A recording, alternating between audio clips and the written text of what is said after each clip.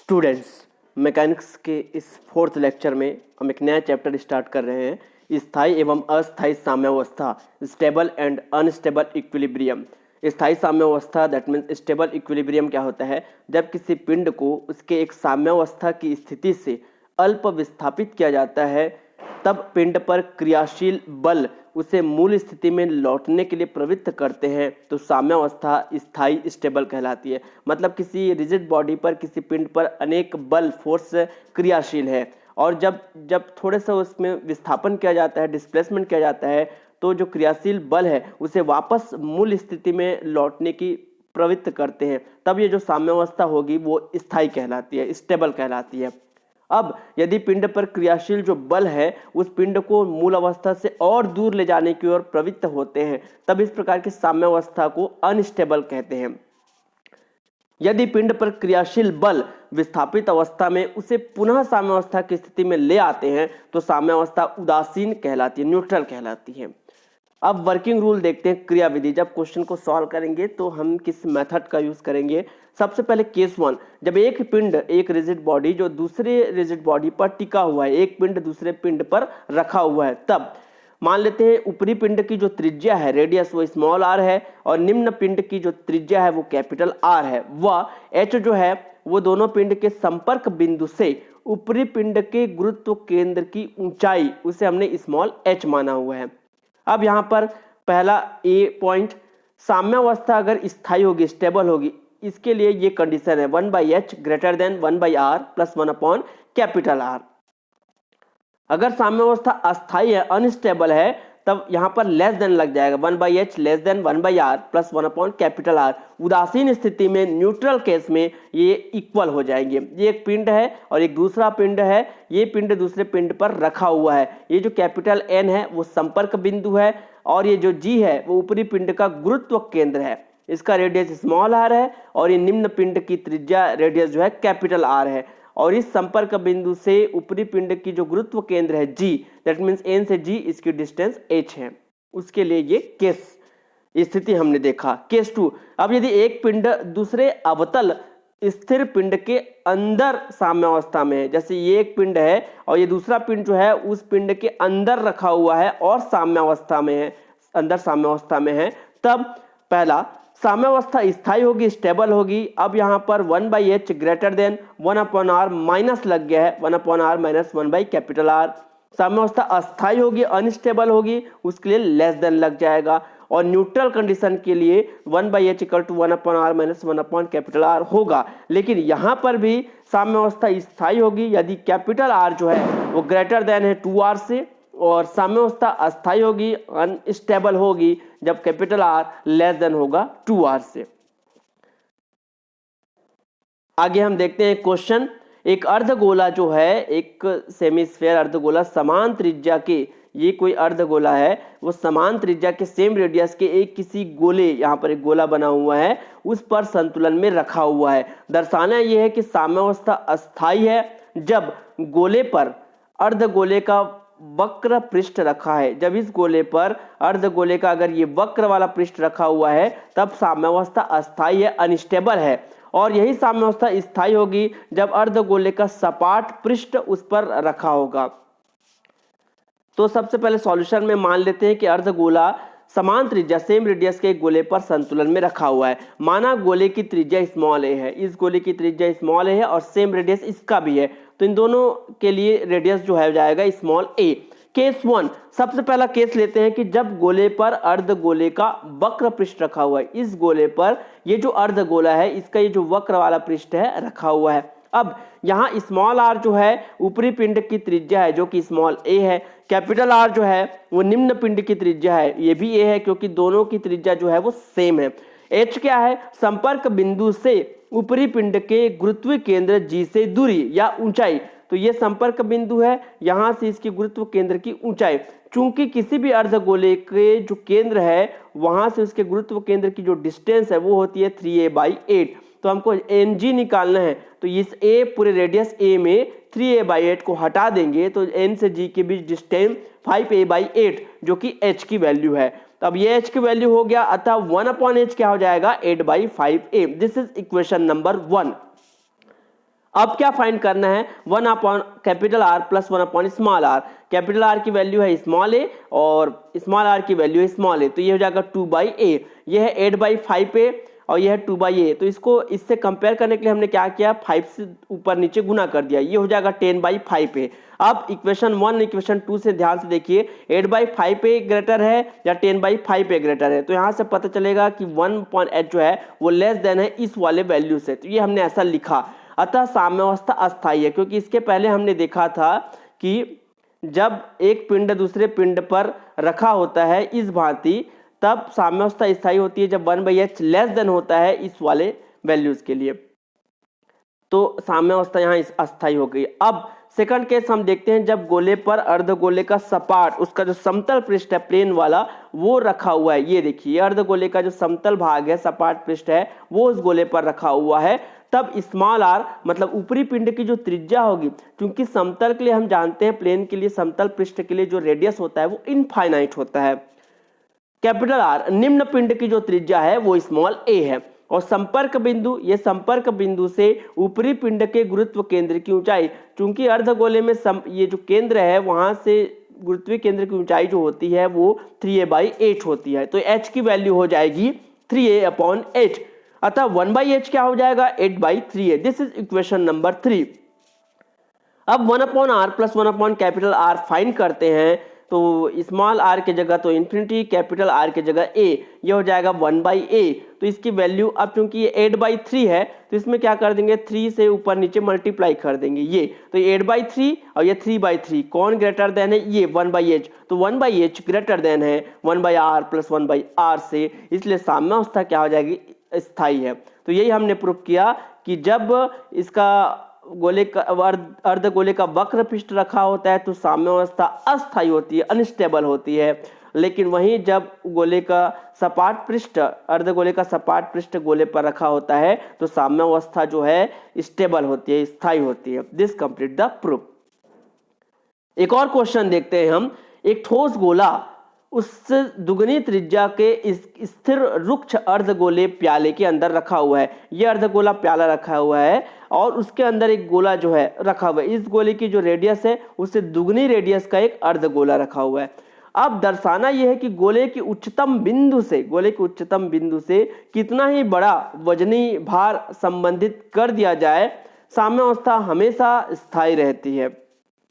तो मान लेते हैं एक ठोस गोला उससे दुगनी त्रिज्या के स्थिर रुक्ष अर्धगोले प्याले के अंदर रखा हुआ है, जैसे चित्र में हमने दर्शाया हुआ है। मान लेते हैं गोले की त्रिज्या स्मॉल आर है, तो गोले की त्रिज्या हो गई स्मॉल आर और अर्धगोले की त्रिज्या जो है वो हो जाएगा 2r। ये गोले की त्रिज्या हमने लिया स्मॉल आर, अब इसे दुगनी त्रिज्या का है तो इसकी जो रेडियस हो जाएगी ये 2r हो जाएगी, ये स्मॉल आर ये 2r। अब मान लेते हैं गोले का जो भार है, ये जो गोले का भार है ये W1 है और अर्धगोले का जो भार है ये है W2। x1 क्या है, संपर्क बिंदु से गोले के केंद्र की दूरी, उसको हमने स्मॉल r मान लिया। ये जो संपर्क केंद्र है, ये संपर्क केंद्र जो है यहाँ से गोले के केंद्र की दूरी है small r, that means radius. x2 क्या है, संपर्क बिंदु से गोले अर्धगोले के केंद्र, तो अर्धगोले का केंद्र इसका रेडियस हो जाएगा, इसका रेडियस क्या है 2r, दैट मीन्स ये कैपिटल R क्या है यहाँ पर 2r है।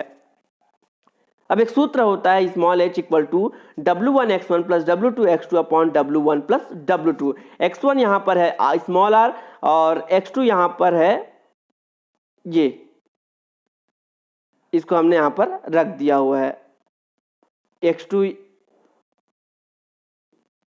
अब आगे हम देखते हैं, साम्यावस्था स्थायी होगा, कब स्थायी होगा, जब 1/h ग्रेटर देन होगा 1/r माइनस 1 कैपिटल R से। तो 1/h कर लेते हैं, अभी हमने h की वैल्यू यहाँ पर फाइंड की है, तो ये हो जाएगा W1 plus W2 upon W1 2r plus W2r, ये हो जाएगा ग्रेटर देन 1/r माइनस। अब इस कैपिटल R की वैल्यू इक्वेशन नंबर 2 में हम देखेंगे, इक्वेशन 1 में ये वैल्यू है तो इसको हमने वहां पर पुटअप कर दिया है, तो यहाँ पर रख दिया हमने कैपिटल 1/r के जगह पर, ये r के जगह पर 2r और इस h 1/h के जगह पर वहां पर हमने ऐसा रखा हुआ है। अब क्या करेंगे, इसको सॉल्व करेंगे, ये हो जाएगा 1/2r, r कैंसल, इसकी वैल्यू ये आ जाएगी 2W1 2W1 कैंसिल हो जाएगा, 2W2 ग्रेटर देन W2, के ही कैंसिल हो जाएगा 2 ग्रेटर देन, जो कि सत्य है, जो कि ट्रू है। मतलब साम्यावस्था स्थायी अगर हम लेकर चलते हैं तो ये आ रहा है ट्रू, इसका मतलब साम्यावस्था क्या होगी, स्थायी होगी। अब चूंकि यहाँ पर 2 ग्रेटर देन 1 आया है, चूंकि W पर वजन पर डिपेंडेंट नहीं है, मतलब चाहे कितना भी वजनी भार हम संबंधित कर दें, साम्यावस्था क्या होगी, स्थायी होगी। यही हमको क्या करना था, प्रूफ करना था। क्वेश्चन में यही दिया हुआ था कि गोले की उच्चतम बिंदु से कितना ही बड़ा वजनी भार संबंधित कर दिया जाए, साम्यावस्था क्या रहेगी, स्थायी रहेगी। तो ये हमने यहाँ पर प्रूफ कर दिया। अब आगे देखते हैं एक और क्वेश्चन। एक पिंड समान आधार पर एक शंकु और एक अर्धगोले से निर्मित है।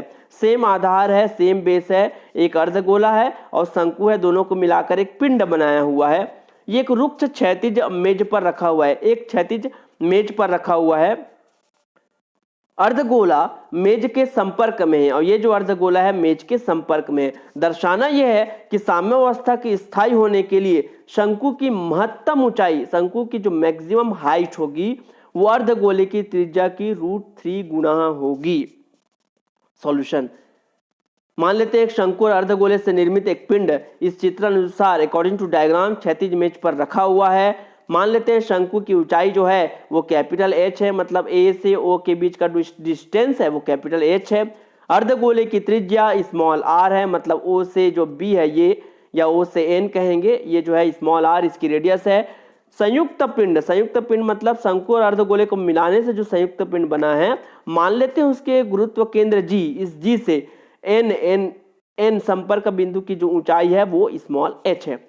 तब सूत्र क्या कहता है, W1x1 + W2x2 upon W1 + W2। This is equation number 1, जहां W1 क्या है, ये शंकु का द्रव्यमान है। द्रव्यमान कैसे निकालते हैं, शंकु का आयतन इंटू घनत्व। शंकु का आयतन हो जाएगा 1/3 πr² कैपिटल H इंटू घनत्व मान लेते हैं रो है। उसी प्रकार W2 निकालेंगे अर्धगोले का द्रव्यमान। फॉर्मूला हो जाएगा अर्धगोले का आयतन, that means volume into density, आयतन गुना घनत्व। तो अर्धगोले के लिए जो आयतन हो जाएगा वो हो जाएगा 2/3 πr³ और घनत्व मान लेते हैं रो। x1 क्या है, संपर्क बिंदु से अर्धगोले के गुरुत्वीय केंद्र G की दूरी। तो संपर्क बिंदु से अर्धगोले के केंद्र की जो दूरी होती है ये होती है 5r/8। r रेडियस होता है, ये रेडियस, तो ये हो जाएगा 5/8r।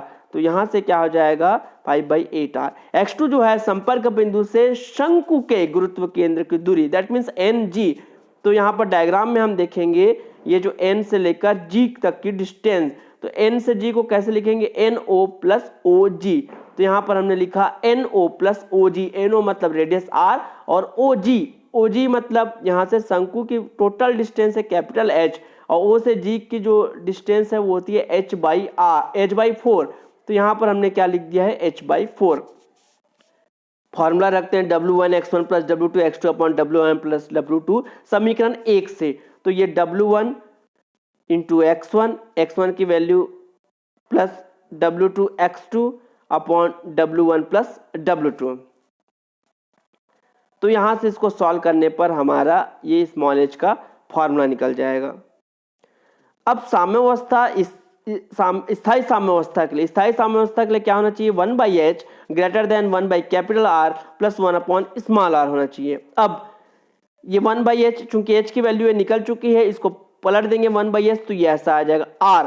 अब कैपिटल R, चूंकि यहाँ पर देखेंगे कि इसका जो है समतल पृष्ठ इसमें रखा हुआ है, तो समतल पृष्ठ के लिए R की वैल्यू क्या हो जाएगी, इन्फिनिटी।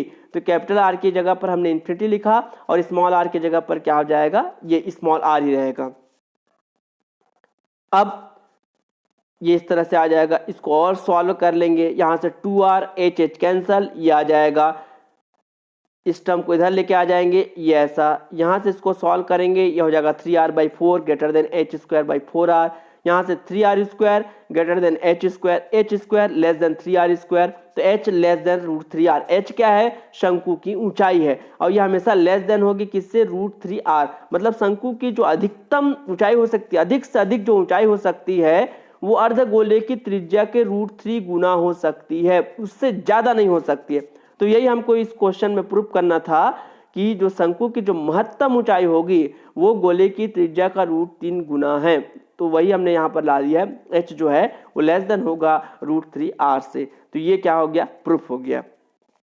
यहाँ पर जो फार्मूला है W1x, ये फार्मूला एक्चुअली ऐसा है W1x2 plus W2x1 upon W1 plus W2। यहाँ पर x2 रहेगा, यहाँ पर x1 रहेगा। तो ये देखिए यहाँ पर x2 रहेगा, तो x2 के लिए फार्मूला क्या है, x2 के लिए फार्मूला है r प्लस h/4, ये यहाँ रखा हुआ है। यहाँ पर x1 हो जाएगा, x1 के लिए फार्मूला क्या है ये। सेम वैसे ही यहाँ पर भी फार्मूला को आप चेंज कर लेंगे, W1x2 प्लस W2x1। x2 की वैल्यू क्या है, ये 2r, तो हमने यहाँ पर 2r लिखा है। यहाँ पर x1 आ जाएगा, x1 की जगह पर r, तो यहाँ पर, तो इसको आप लोग सुधार लेंगे। तो आज के लेक्चर में हमने देखा कि स्थायी और अस्थायी साम्यावस्था क्या होती है, और इन दो केस हमने देखी।